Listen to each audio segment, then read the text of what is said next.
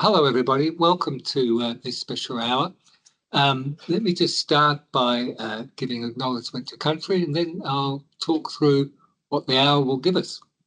We acknowledge the land that we meet on today is the traditional lands for the Kaurna people, and that we respect their spiritual relationship with their country.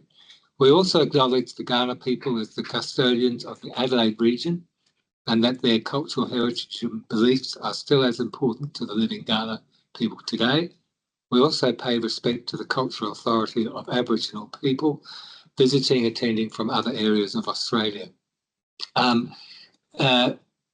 Hopefully you can all see us and hear us clearly. If you can't, please let us know in the chat. I'll just let you know that unlike most Zoom type sessions or team sessions, we can't actually see you, so you're all anonymous. So we're actually staring at ourselves, which is not a good look, but we'll persevere. Why are we here? Well, let me just tell you a bit of a story.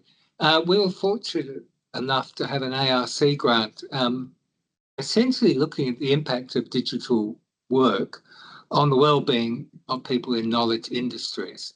And that particular project ended up being a project looking at the technological and competitive pressures faced by staff at one particular knowledge industry, that's universities, and moreover, how these things affected their health and well-being. And so that led to us collecting information in surveys starting in 2020 and carrying on till this year, we hope, as we'll explain later. Let me just frame things to say that this particular project, while it was focused on looking at digital work, what in fact it's done for us is to, I guess, expose the health and well-being of Australian universities over the last 4 years. And that in fact has been the bigger story than anything else. And so we can talk about that in a little bit. The other purpose of this hour is not only to talk about the research, but also to present our interactive database. See, it was very important to us that we feed back to people that have participated what the results of the study are.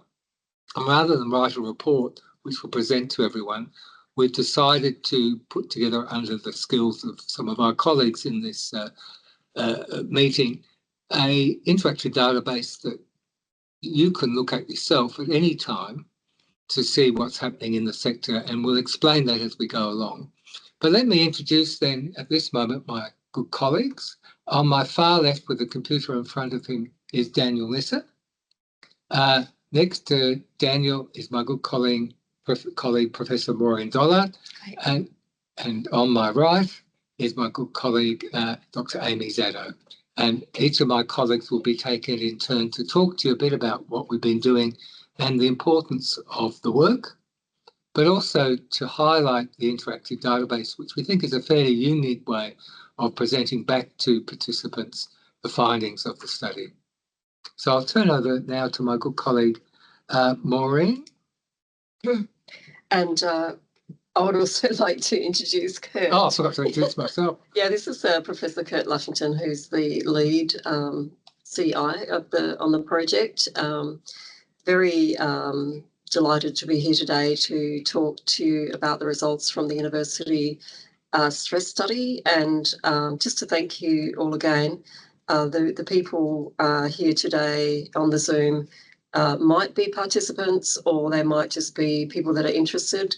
I would particularly like to thank the people that have participated in the research so far. Have you got the PSC model? Yeah. So just before we start launching into the results and so on, I would like to just talk about the sort of theoretical framework that we use to think about the issue of work-related stress and how psychosocial safety climate fits into that. So here you've got a model. On the left-hand side, you've got psychosocial safety climate, which is PSC. And on the far right, you've got health outcomes and motivational outcomes. So our theory is that psychosocial safety climate predicts these things, and there's quite a lot of evidence to show that that's the case. Psychosocial safety climate is composed of 4 different domains. The first one concerns management commitment and support for stress prevention and for the protection of workers' psychological health. The second domain concerns how much management prioritise this issue over other issues like productivity. So if there is a good prioritisation of workers' psychological health, you can imagine that the working conditions are sort of commensurate with those kinds of values. The next one is organisational communication, which is that the organisation communicates well about risk factors that might affect you. And the final one is about organisational participation, which is the idea that all levels of the organisation should be involved in the management and protection of worker psychological health and the prevention from exposure to psychosocial risks. So that's the psychosocial safety climate. And then if you look to the next set of boxes, you see job demands and job resources. And these are, you know, like what you might have come across recently, words like psychosocial risks. This is generally what people are referring to, the levels of job demands that you've got and the levels of job resources that you've got. So the kinds of job demands that we assessed, and we haven't got them all in this model because there were too many to put in here, but things like, you know, the work pressure that you might be experiencing, the emotional demands that you have at work, the cognitive demands, the actual load, thinking load, role conflict, not really knowing what your role is, organisational change, which seems to be occurring very frequently in organisations, bullying, harassment, and group and task conflict. And knowing about these things, we think that we can predict future levels of health in the form of distress, emotional exhaustion, depression, and even physical health. We've got evidence to show relationships with cardiovascular disease, for example. And so all that top line is about psychosocial safety climate affecting job demands, affecting health, and affecting health outcomes like absenteeism, injuries, and workers' compensation. And down the bottom, there is another line, which is from job resources to engagement to motivational outcomes. And here we think that psychosocial safety climate, if it's high in the organisation, will supply adequate resources for you to do your job. And things like supervisor support, co-worker support, you have time to talk to your co-workers to get them their emotional support, their instrumental support. Skill discretion and job authority are examples of job control. How much say you've got in your job, how much control over decision making do you have? The rewards and praise that you get on the job, which could be financial or just esteem, like you feel good about your job, people acknowledge the good work that you do. Procedural justice, that there is equitable distribution of resources in the organisation, and that you're consulted in relation to change. And if we know about these things, we can predict future engagement in the organisation and in turn future motivational outcomes like job satisfaction, whether or not you intend to stay in the organisation, and work performance. So we've got these like 2 lines, health and motivation, and before that is psychosocial safety climate. And so we think if you look right at the very top, you can see primary intervention, secondary intervention, tertiary intervention. If you were going to do something about somebody's health and wellbeing at work, you would start with primary prevention. You would try to increase the psychosocial safety climate. This is really the safety management system for worker psychological health. It's the safety management system. And that's what we would try to target to improve engagement and health. So in combination, you know, you get a healthy, engaged workforce if the psychosocial safety climate is high. Okay. Thank you. And now I'll just ask Danny just to go back a few slides, because Maureen's given a really nice overview of what the theoretical background was and what we actually assessed. And that has led to a number of outputs, some conference presentations and some more academic reports. But the thing that we're most excited about is actually this interactive database. If you want to see the database, there was a link sent out, but also if you just scan this QR code on your phone, it'll open up for you now. And for us, one of the important things of this project is actually giving feedback to the participants. Hence, while we've put together this interactive database, and again, I'll stress it's a fairly unique and I guess we hope an innovative approach to providing people with a report on what they've done. And it's called interactive. As you can see, as Danny's moving his cursor around, you can actually click on the various variables, and we'll show you later how you can actually interrogate it in much more depth to actually pull out information. This will all be publicly available, and in the document itself, you'll see how you might cite us if you want to use this information in a publication. But we hope this becomes a living document that can continue to be used in the sense of it like an open source database, but actually with more wrapped around it. I'll just draw your attention to some of the key findings, I guess the very top level findings. We've been measuring psychosocial safety, and what you like to see is that most of the universities are in the low and very low risk categories. What we can say is that the university sector is not doing well. The majority of our participants, almost 2/3, rated the psychosocial safety of their workplace was in the high or very high risk group. And of course, if you work in an environment where there's poor psychosocial safety, then you tend to become more distressed. And we find that about 40% or 2/5 of our staff report over the survey that they're either in the high or very high distress levels. Along with distress comes more emotional exhaustion. So 2/3 of our participants, so these are really high levels, I might mention, folk, are either high or very high on exhaustion levels.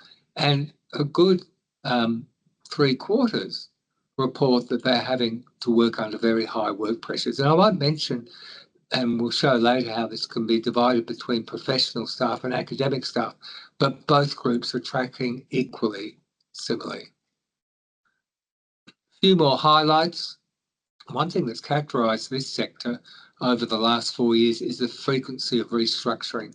And that's probably going to continue and probably worsen, I suspect, with the changes to the international student caps and so forth. So the sector is under stress. Most people, pretty well, more than 4/5 reported that they'd faced cost cutting. And I guess a big worry is that people's level of engagement in their workplace is falling over the last couple of years. And along with all that, that's had an effect not only on the individuals, but their work-family environment. And so a high number are reporting work-life conflict. So they're just some of the very top-level highlights we just draw your attention to. And the story here, although we started this research looking at the impact of digital work on wellbeing, it's really become a project that's telling us a lot about the health of the Australian university sector at this current time.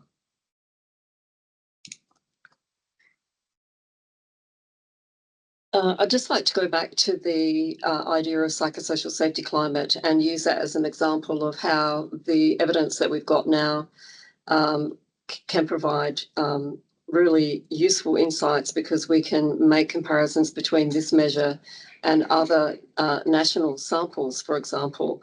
So here we've got psychosocial safety climate benchmarks, and the green indicates low levels of risk in terms of future depression and future poor working conditions.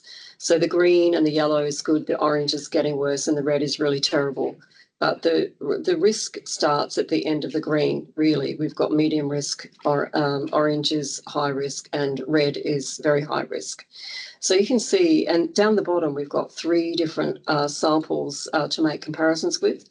We've got an Australian Workplace Barometer national sample collected in 2021. So, contemporary data, and you can see that 62% of other Australian workers report that their level of psychosocial safety climate is very good, versus you can see in 2020 in Australian universities there was only 28% of staff reporting good levels of psychosocial safety climate. And the next sample is Superfriend national data. This was 10,000 Australian workers. You can see 53% report good psychosocial safety climate, and the Victorian public sector data set, which is about 30 or 40,000 Victorian public sector workers, it's 59% of workers saying that their psychosocial safety climate is very good. Now you look at the Australian university sector, across the university sectors, we can see it's going from 27 or 28 in 2020 to 24% to 21% to 16%. Is that 16? No, it's 18 in 2023. So, you know, it's kind of embarrassing because this is our, you know, sort of theoretical work that we've developed here at UniSA in the Psychosocial Safety Climate Global Observatory, and we can see our sector is really the worst that we've actually seen. So, you know, there wasn't one. We can't name the universities because we to get their participation, that was one of the deals. But we can say that it is universal across the sector that actually there's not one university that's incredibly better than another. They're all generally in the risk area.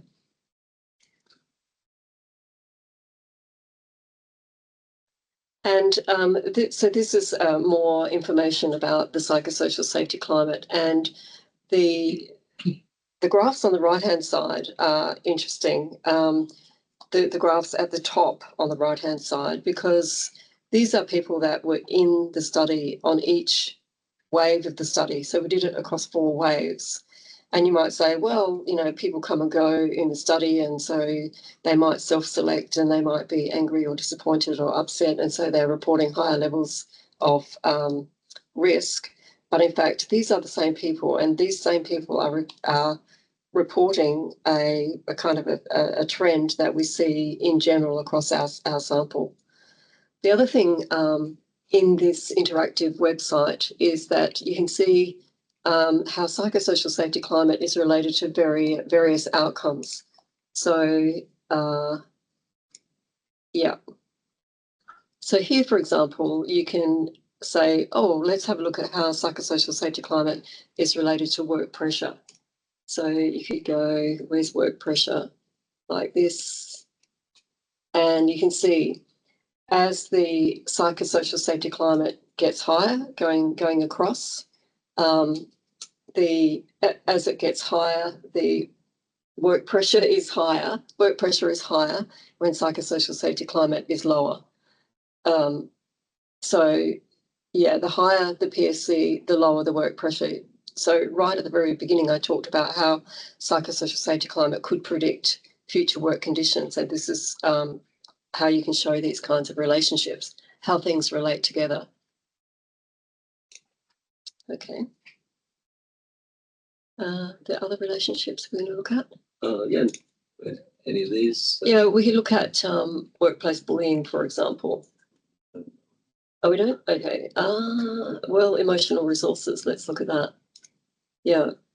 So this shows that as psychosocial safety climate gets higher in organisations, the actual resources that you have to do your job to cope with, you know, pesky students, you can see that the resources are higher in organisations that have higher levels of psychosocial safety climate.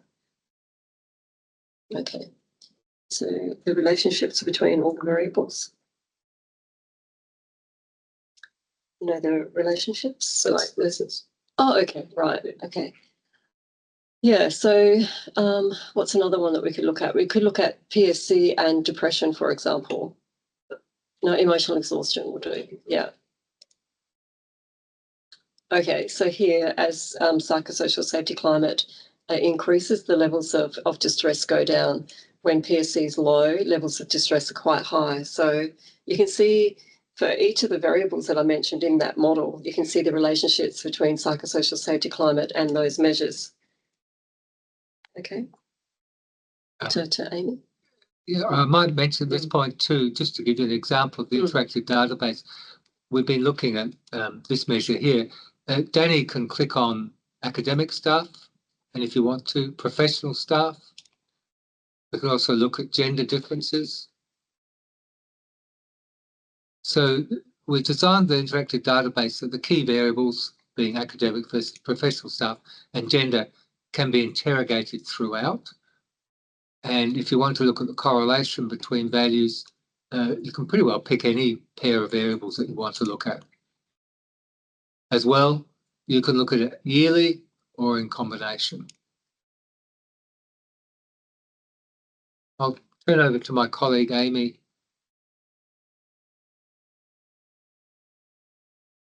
Okay, so this is a really interesting chart. So what we're looking at here is we've taken all of the items across the entire survey and ranked them according to the largest percentage of people within the sample who've responded in an adverse way to the question.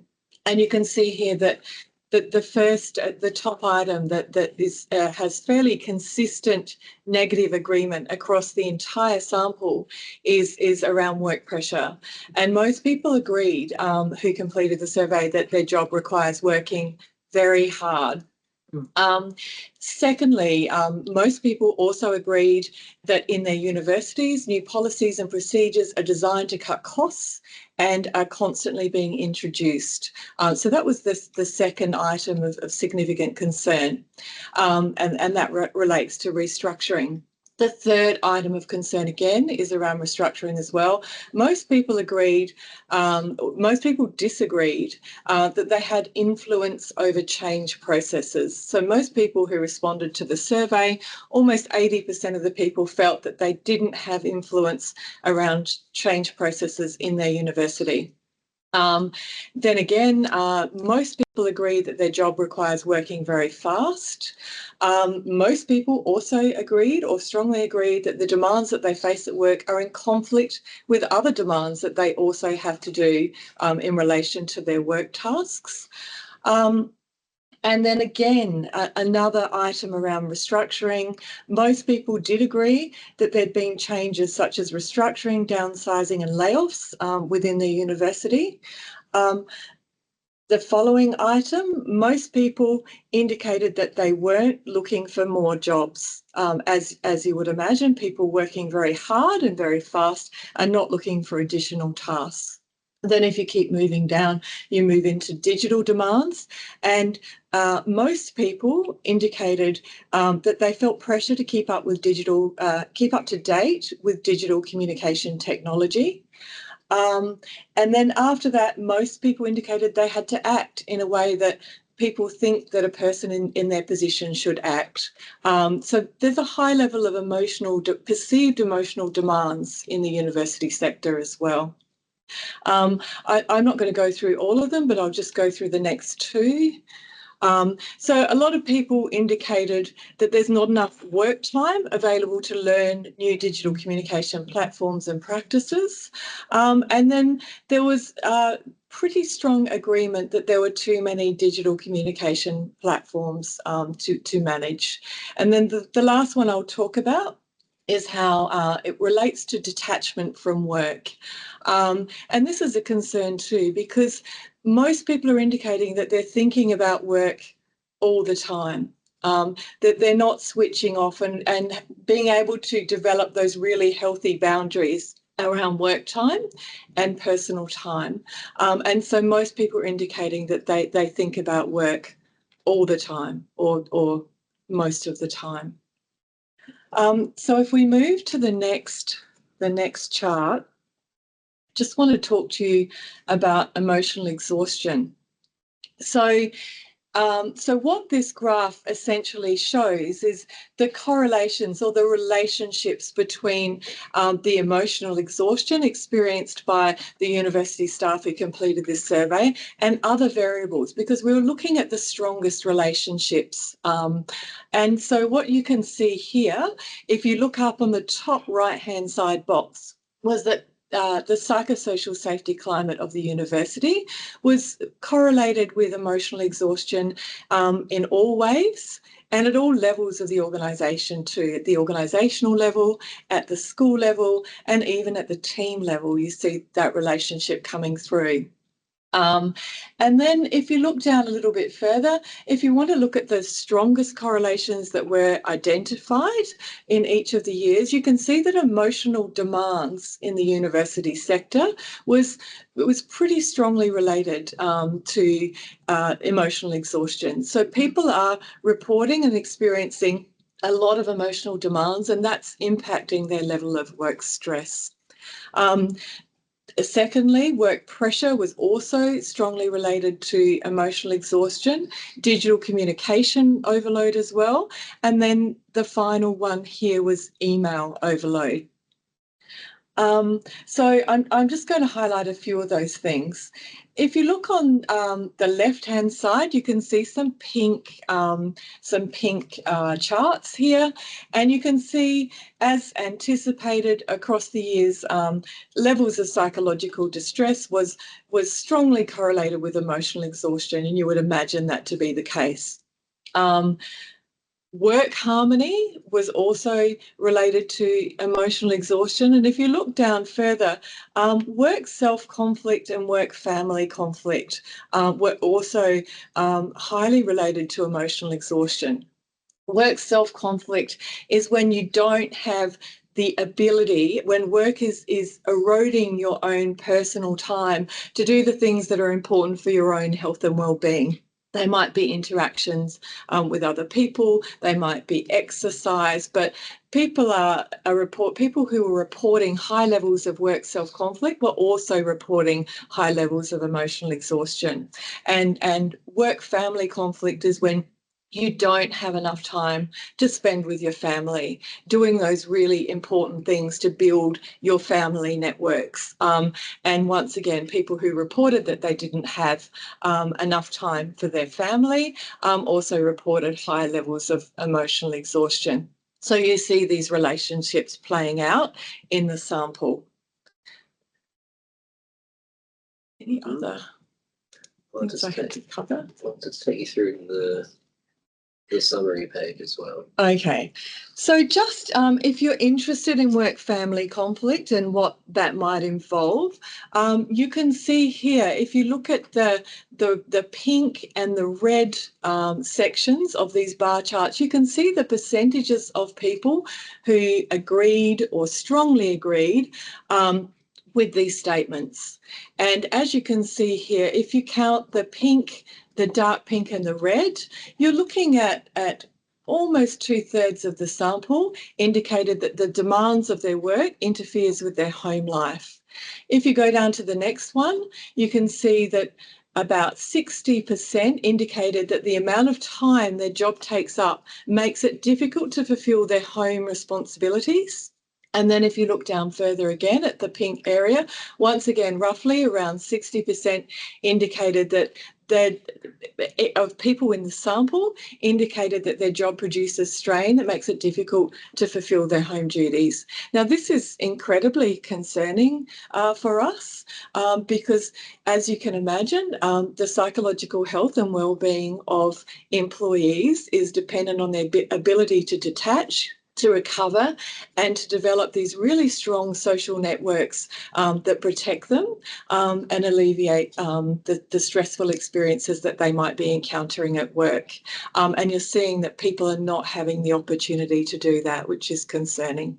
And before you move on, I just mention, as well as looking at year and gender, for some of the interactive databases, we've also given the options of looking at university type. And you can, they're all traveling pretty much the same. So I'll let Danny just click through. You'll find that there's no one particular part of the sector that's doing better than the other. And as well as the type of university, the other is work role. Oh, yeah. We've got that. And you can do it by year. So just to let you know, we've cut it various ways. There are a couple of questions which have popped up. We did present this information to the University of Court, and I'll let Maureen talk a little bit more about that. And there's also a question there too about work-family conflict and whether there was a difference between academic and professional staff as well. Yeah. There wasn't, there wasn't a difference. We were seeing that across both sections, and I think Daniel will be able to bring that up. So it's right there. Yeah. There is a little bit of a difference between the two groups. In general, we found that academic staff for our sample were worse off for a lot of measures, but not super significantly. I can say that pretty unscientifically just by eyeballing it. Their line is generally a bit lower on a whole series of things. So yeah, for our sample of let's see, it's roughly a 50-50 split of the sample. So yeah, 3,300 academic staff, 2,700 professional staff. Yeah, so I think that's true of work-family conflict, but for a lot of things that we find as well. So. Yeah.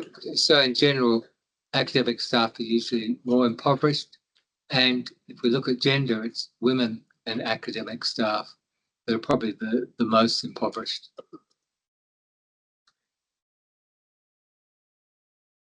Yeah, so as Kurt was highlighting, somebody's raised the issue of did we give some feedback to the Accord? And we've done a range of things. We have put out some media releases and so on. And this one was the submission to the Australian University Accord, and we noticed. So we put that in, and we noticed that they acknowledged that there was some submissions in relation to university staff wellbeing. We didn't really see that it made too much difference in the final draft, as much as what we would like. It just mentions that they did receive it. Okay, next one.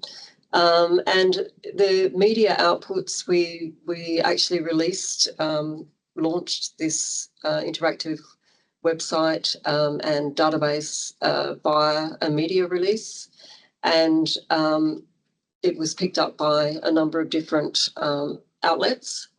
Yeah, and also in particular, we were very happy with the NTEU's response, and they said that the NTEU president, Dr. Alison Barnes, urged the Education Minister, Jason Clare, to prioritise staff wellbeing and safety in the upcoming University Accord final report. And they referred to this study, and they said that they supported our sector-wide call for universities to report on the psychosocial workplace safety as a KPI.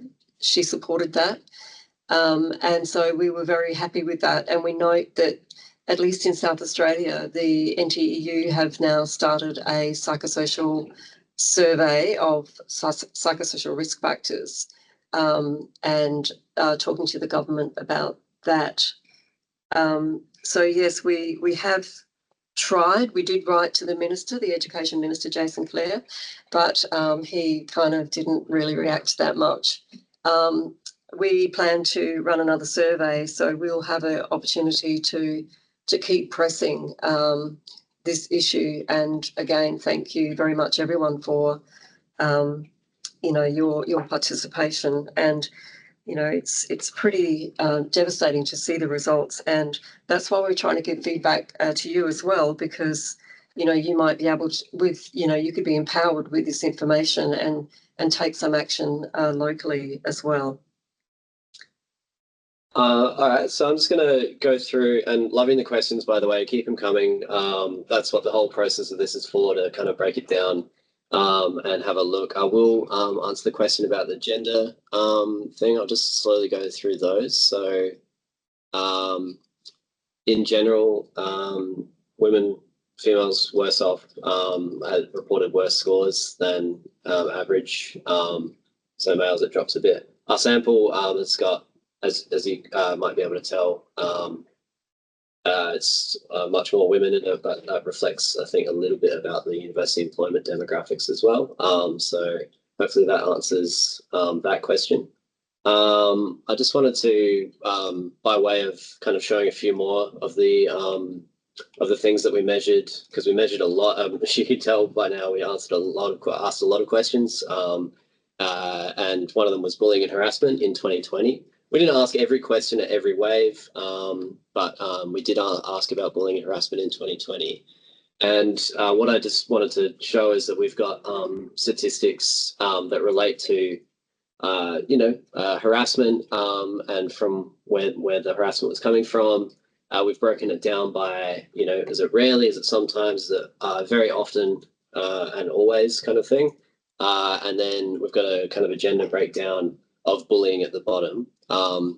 What we can see as well is that the power of this is that we can see particular areas that are reporting much higher levels of harassment, especially in this case where I filtered by academic staff and females or women. We've got it's up to 30% of people were harassed by students. So it's some of these statistics are pretty harrowing, but this is hopefully, be able to dig into the data around this kind of stuff can be useful in terms of trying to affect change in the university sector. I saw a question in there about the COVID and post-COVID era, and I did want to, we've got a highlighted page about emotional exhaustion, psychological distress, and engagement.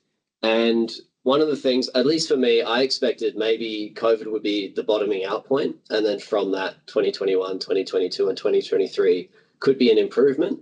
Or who knows, it could be neutral, it could move in all sorts of directions. In especially emotional exhaustion, as you can see here, more red is worse. By 2023, the emotional exhaustion levels are like almost 50% higher than what they were in 2020. And you can see engagement as well falling. And as people mentioned before, we've got by the 4-wave participants. So these are people who responded to every wave. They got worse over time as well. So distress was level, but things like engagement and emotional exhaustion kind of show that it's not necessarily this like kind of the bounce after COVID. There's other factors at play, and as Amy was mentioning before, things like restructuring, the staff cuts, the lack of resourcing and stuff that you might find in your universities. We've also, just some of the alarming statistics about work pressure. We wanted to break that down a little bit more. And so, this is just a page that you can filter by year and by a role and gender, and you can kind of break down some of the question by question as well. And really kind of concerning numbers, especially the first two arc graphs there. My job requires working very fast and working very hard, and again, it's these kind of demographics that show 96%. I mean, this is 97%. These are incredibly high numbers, even if the baseline is still incredibly high as well. So, and the last one, as was also mentioned with like work-family conflict, we've got like not every measure under the sun, but a lot of them, as you can see under these scales. So everything from academic pressure to innovation, job satisfaction, emotional demands, the impacts of student evaluation. I know a lot of people might be struggling with that as well. But like we've got, well, for example, where is it? Like physical health. And you can have a look at just the incidences of being impacted by headaches. Red is a lot, reddish grey is not at all. And you can see you all have problems with your back and neck. I pulled my neck just sitting at my desk this week. It's awful. But you can filter. You can see actually it's pretty stable across academics and professional staff, and pretty equal. And then we've got, the student one was good. Student evaluation. Yeah. So return to the index. I'll just try and find it again. Student evaluation. Yeah. Yeah. So this is kind of talking about unfair or targeted evaluations, or whether you ruminate upon your student evaluations of teaching and so on. Obviously, this is just for the academics, but we measured this in 2023 because we kept seeing a few articles about it and a concern from a workplace health and safety kind of perspective. So we did do some measurements on that, and the numbers are pretty. That's who knows? We don't really have benchmarking for it, but it's concerning that a lot of people do feel under the pump by student evaluations, or at least the way that student evaluations are carried out. So you can dig into that and break it down. Show by gender. Of course, yeah. And this is higher numbers there as well, which females, and go to males again, just so we can see. Yeah. So again, quite a shift. go back to female. Yeah. Quite different. And then just on the topic of digital communication, I'll just take you through the digital communication overload. So some of these are positively worded, some are negatively worded. But yeah, things like the quantity of digital communication, as Amy was saying before. And you can see actually that this is a clear one again where it gets worse over time. So that's another interesting point, that they're sending too many emails. Unfortunately, you guys got spammed by me as well, so I'm added to that pile, and I'll probably email you again.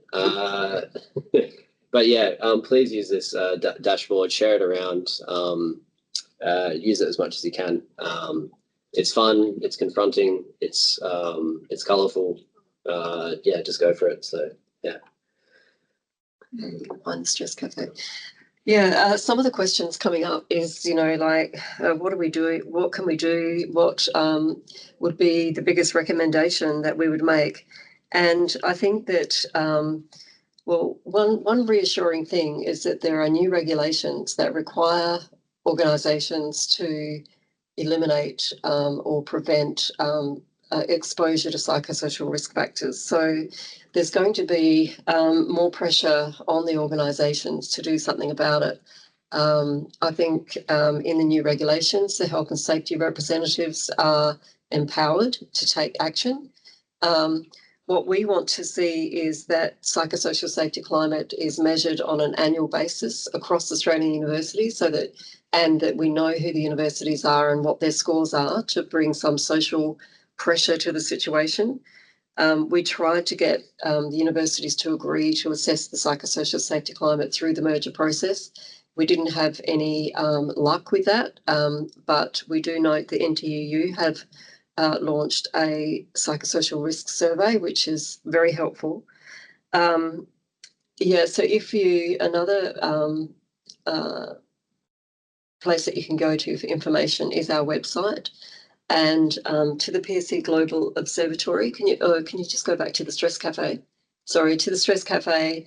If you QR code that or take a photograph of it, here there's more information on databases, other interactive dashboards for the Australian Workplace Barometer and our current projects and publications and so on. You're very welcome to have a look at that. If you would like to contact us, there is our information. But I'll hand it back to Kurt. Yeah, okay. Well, thank you. And I guess our journey has been one where we were initially looking at the impact of the digital work environment on wellbeing. And really, we've got now a lot of data that's talking to the health and wellbeing of the university sector. We would like to continue to capture more data in this space. So we're inviting all participants and anyone else who's in the university sector currently to come and join us and participate in another wave that we'll put forward in another couple of weeks' time. And so we'd strongly encourage people to disseminate and spread and let people know about the upcoming survey. We think it's very important at this time that we keep track of what's happening in the sector. It is a sector that's not looking well compared to others, and I think that's the main point. I tell an anecdote that, for example, if you're a zookeeper, the conditions usually aren't great, but you love working with the animals. We're university workers. We like working with students in the university environment. But when the environment is becoming stressful and at the same time people are becoming less engaged, that's when that's a canary in the mine. That's telling us that things aren't healthy and we need to look at it seriously. So please take a note of the forthcoming survey. Please spread the word. And I thank everyone for their comments and their feedback. Continue to send them on. And let me just finish up with this statement. There are other supports if you feel like you need them following this presentation. The universities are a great place to work. We have lots of great colleagues. And there's no reason why we can't return to a world where being a university staff member is a calling profession, a bit like a zookeeper. So there you go. I'll just ask my colleagues if they have any comments to finish up with. So, It's a big survey. when is the 5th survey coming up? Fantastic question. Yeah, Soon. Something soon. So we're hoping about. We just need to finalise some of the ethics. So we're hoping about 3 or 4 weeks' time. And it'll be much shorter. Yeah, so it'll be cut down, mainly focused on wellbeing. Can the link be shared here? Oh, you have. Yep. Mm. So I'll just try to ask Amy if any concluding comments that you want to add. But I mean, I guess I just say that universities should be at the forefront of innovation and economic and social prosperity, and we should be leading the way in this space.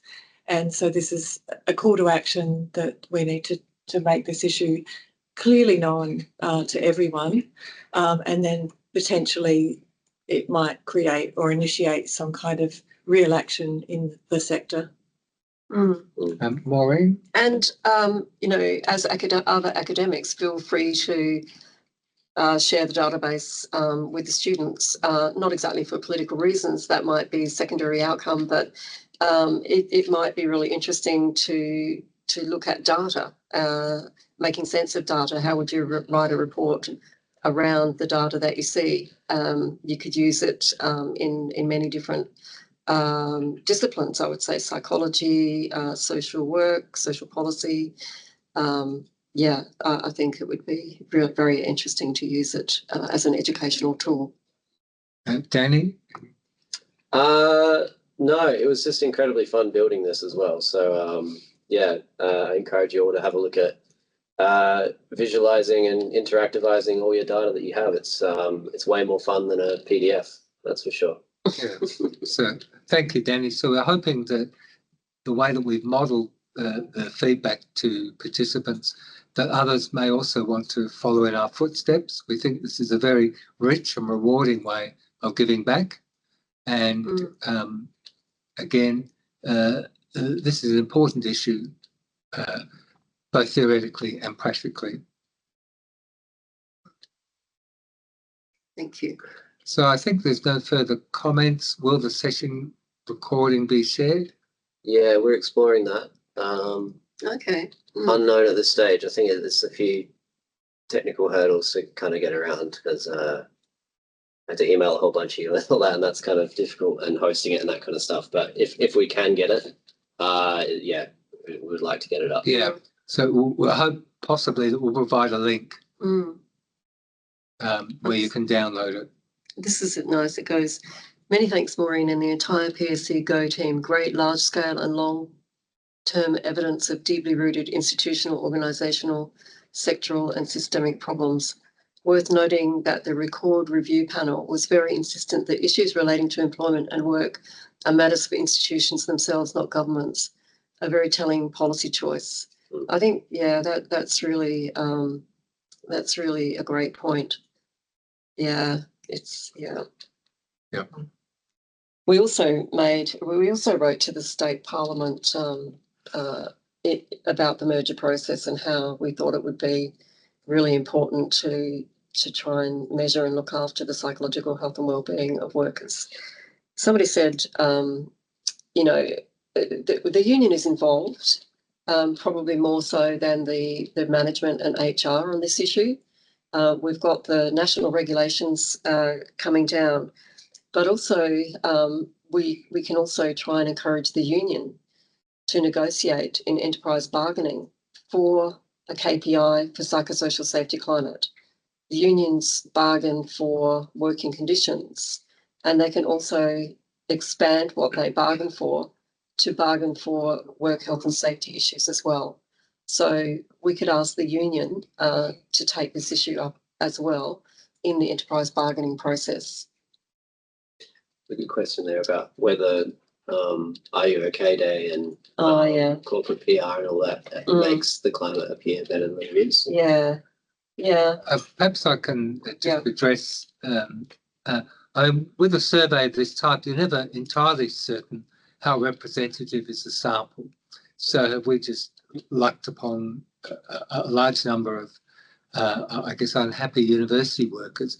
Well, we have recruited people through 3 pathways. One through management itself, and I must admit, when we initially approached most university VCs, they were supported. But we also recruited through the NTEU, and we've also recruited through social media, roughly equal groups in each of those cases. And what I can say is, regardless of the route that we recruited, the story is pretty much the same. There's some subtle differences in mean scores, but the relationships and the stories track the same.